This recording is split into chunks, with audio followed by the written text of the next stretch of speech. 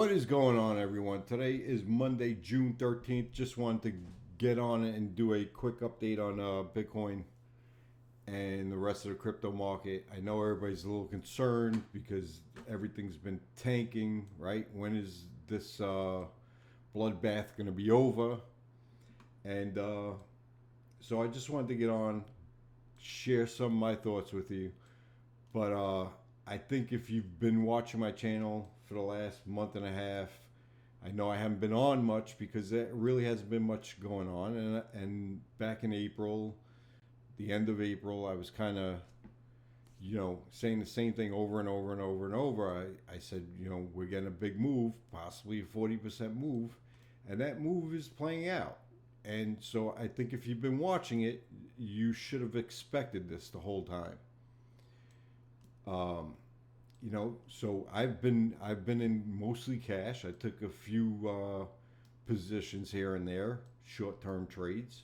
Last week I did ADA and Link, and ADA hit my first take profit, and I moved my stop to break even. Link hit my second take profit, and I moved my stop loss to break even. And then when this all started collapsing on Sunday, I got stopped out on both of those trades at break even on the rest of my at the remaining portion of my trade, and just been in cash. So I was not affected by this, and I'm actually okay with it because now I could buy more Bitcoin, right? Because I have all my cash to do so when this thing decides to finish wherever it's going, whether it's 22,800, which is what I was looking for if you look back at my videos, or a little lower. Maybe everybody's expecting 20. A lot of people in this industry were expecting 22,000, so maybe we're gonna go a little lower to scare the fuck out of them too, right? Maybe we're gonna go to 20, 19, right? So let's just look at the charts, and I know there's other things going on in the industry. If you haven't heard, there's rumors of Celsius possibly imploding, which is not good, right? Celsius is probably one of the bigger tokens, and just like Luna, a lot of people lost a lot of money in Luna. And Celsius is going to be the same thing. If Celsius implodes, a lot of people are going to get hurt. And if you seeing what happened to Luna didn't raise a flag to you, and you still kept your stuff in Celsius, you're partly to blame, because the Celsius project wasn't much different, right? It's still getting interest on your coins and stuff like that, and getting loans from your Bitcoin. So, yeah, I think it'll hurt. I mean, if you look back at what happened with Bitcoin when Luna imploded, Bitcoin was where? Let's see. Let's go to the chart. Bitcoin happened around the 15th, right? 12th, 13th, 14th, 15th, somewhere around there. So right here, we got this huge dump when Luna imploded, and by the end of the day, where were we? Right back where we started, right? It was like a blip on Bitcoin's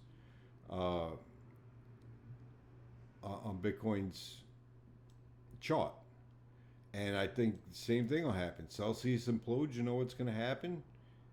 Price will come down 18, 19, and before you know it, it'll just go right back up.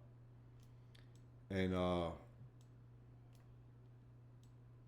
I really, like I always say, man, I know that sooner or later 95% of these coins are going to be gone. Is this the event that's going to knock them out? I don't know.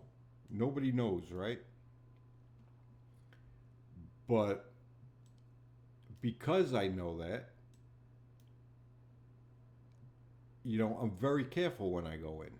I never put more than 2% risk on any coin. And the worst case scenario, if it implodes, you know what? I lose 2% of my account. I can make that up in a week, right? I can make that up in a couple of days. It's not a big deal. And everybody's batting for the home run, right? That's why everybody, instead of buying Bitcoin at 35,000, right, they're all still buying these shit coins at 50 cents and 30 cents and 10 cents because they think it's going to be the next Bitcoin. It's not going to be the next Bitcoin, guys. None of them are going to be the next Bitcoin. And when all these people that lost 90% of their accounts and 95% of their accounts, the next time they come into crypto, guess what? They're not buying these shit coins. They're going to put their money in Bitcoin, right? And if you think you were outperforming Bitcoin, you haven't been, right? Right now, you might be about to, and I'll go over that in a minute, but let's look at Bitcoin dominance, right? So since January, this is how Bitcoin's been performing against your coins, right? Bitcoin's been going up. That means even though Bitcoin's been losing money since January and going down, it just means your altcoins have been going down that much quicker. So you would have actually saved money, a lot of money, by being in Bitcoin since January.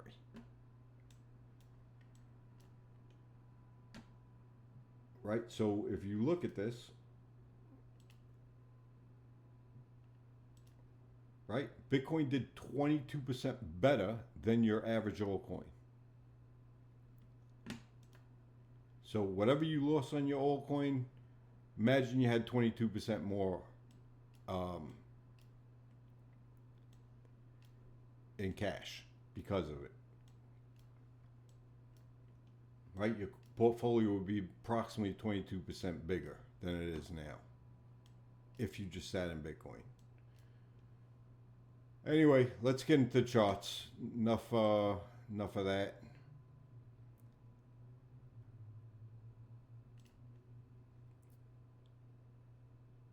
All right, so let's look at the weekly. I think we're very close to a bottom, guys, and I'm going to show you why. So this is the weekly. This is a chart we were looking at. Well, actually, it's not, but we'll go over that chart. So Bitcoin still, everything's aimed down. We're below the cloud. Cloud's still aimed down. Tenkits and Kijun aimed down. We broke below the support here. Right? Not looking good at all on the weekly. Not much else to say about it. As far as right now, it's not showing us anything as far as a reversal, right? As far as this chart's telling me, we can continue on down. So when we zoom in, let's go to the 5-day, because the 5-day is what we were talking about back in the end of April, when we said we were expecting that big move based off the BBWP, right? We said when we get the cross on the BBWP, we should expect some serious volatility. And that volatility usually, based on previous history, like this, and like this, and like this, we get a move of about 40%. And it takes, on average, about 40 days to play out. Right? So I jumped the gun here because we got the crossover here, and I expected it just to do like these and just kind of start whipping up, and it didn't. It faked us out and went back down below it. And it took another 1, 2, 3 candles, so another 15 days before it actually signaled again. So that was about here on April 26th where we officially got the signal. If you take the those numbers I discussed, and I said 40% over 45 days on average, right? Where are we now? We are at 38.35%, or maybe a little more. Just figure about 38, 39% down. Two, how many days has it been, right? 5, 10, 15, 20, 25, 30, 35, 40, 45 days, right? So everything's not exact, but you could always get one or two candles more or one or two candles less. Nothing's perfect in trading. So that's that. Now, if we look at the daily,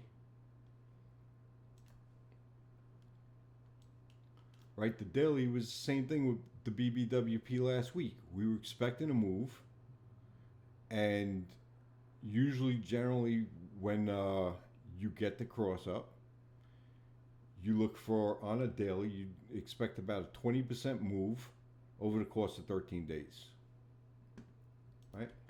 So we got the move, we got the signal here, and how far are we? 19.25%, right? So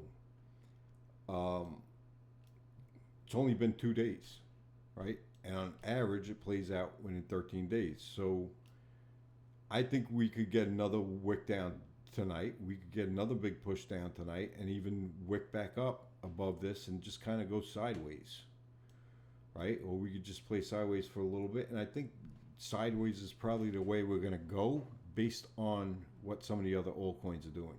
Because some of the other altcoins are actually looking stronger than Bitcoin right now. And you guys know I always tell you, if Bitcoin's dropping, then the altcoins are going to drop with it. But now Bitcoin's kind of on the lower term time frames. You can see some of these altcoins are doing better than Bitcoin. And you could also see that by, if you take this, right? So Bitcoin's down here. This is the percentage losses today of all these coins. You could see all these coins right here did better than Bitcoin. Now they all lost money. Most of them lost money, and they're down, but they're down less than Bitcoin, right?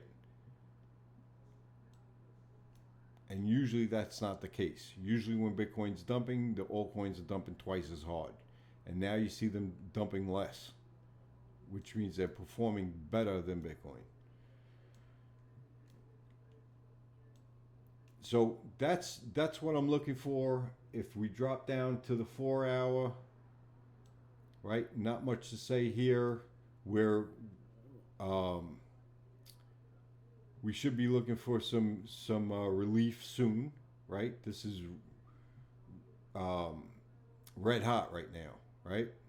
It's just been batted so much. We should expect some relief because we are so extended on the BBWP right now. And I think we're in that situation on a lot of time frames, right? Well, the daily still has room to go, right? We're at like a 92 read, so we could still have some more downside in the hopper right now. Let's look at the 12 hours starting to get way up there, so I'd expect some relief on the 12 hour. Let's look at the 6 hour. 6 hour, same thing, right? And when you get there, you see we got here, and we still went down like another day. 1, 2, 3, 4, 5, 6, 7, 8, 9 candles. So 36 hours, right? From the time we got this read on here, we had another 36 hours of downside, and then we got a push up, which was a 20% push up, right? So I'm expecting the same thing. You know, nothing continues going down straight. We are going to see a rally at some point. Does that mean we're getting a reversal? Doesn't mean we're getting a full reversal. We always have to look at it, what it does once it gets where it's going.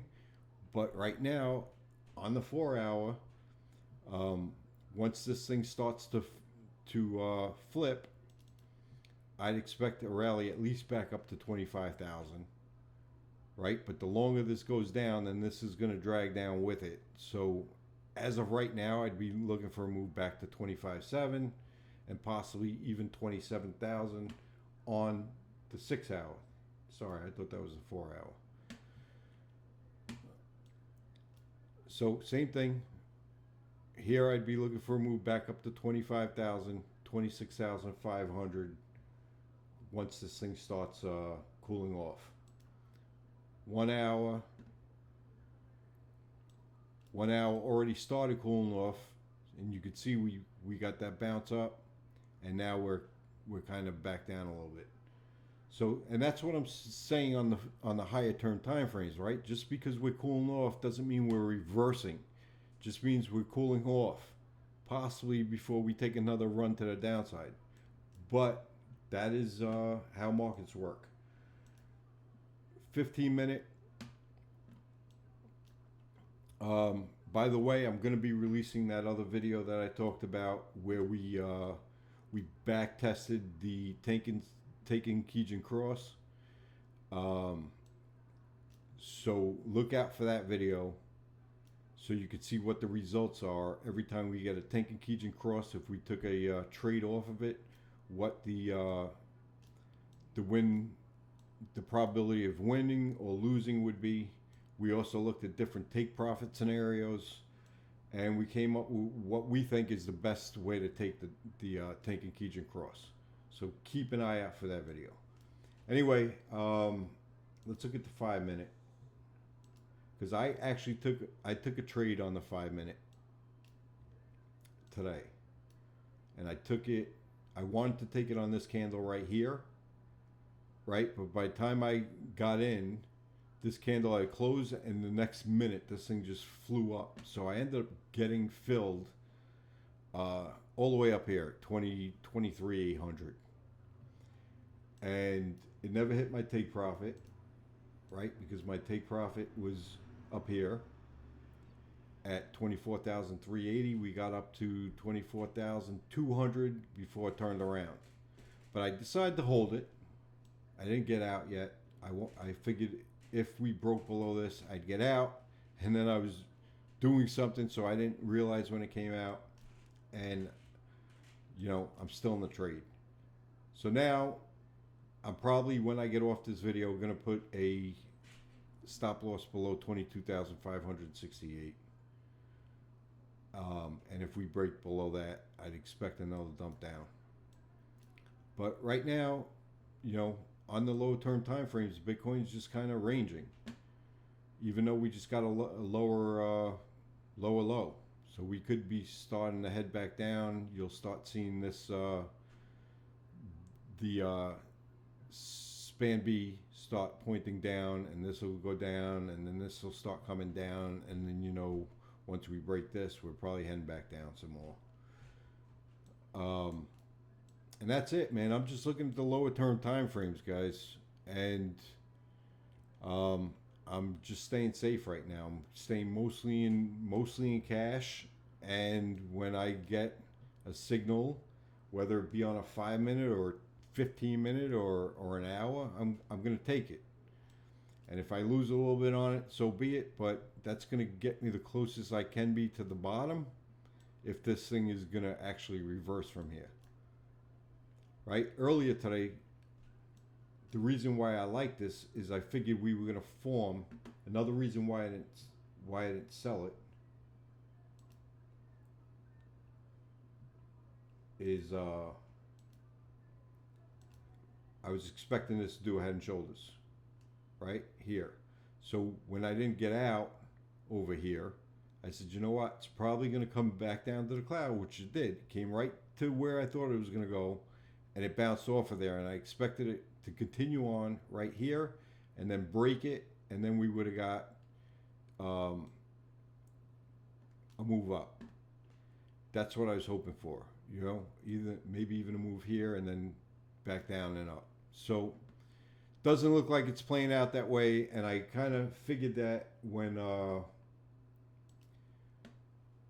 I saw this area right here. Sorry. Once I saw this area, I said, you know what? This thing's going to break down. Why? Because we made a rally, came down to it, right? The next rally was lower than this one, right? So it was already losing strength. And then it came back down. And then this one was even lower than this one. So we could tell every time we try to push a little higher, we're losing strength. And and then we broke down below it. So it's not looking good for Bitcoin on low-term time frames. I'm going to give it some more time. And just stay in cash for now, guys. That is the safest thing to do. And I will, if I see something significant that looks like it may change, then I will let you guys know, either on Twitter, Facebook. But I probably won't do another video. I already have the other video that I need to work on for the back testing. So I will see you guys maybe tomorrow or in a few days. Until then, safe trading, and I will talk to you soon.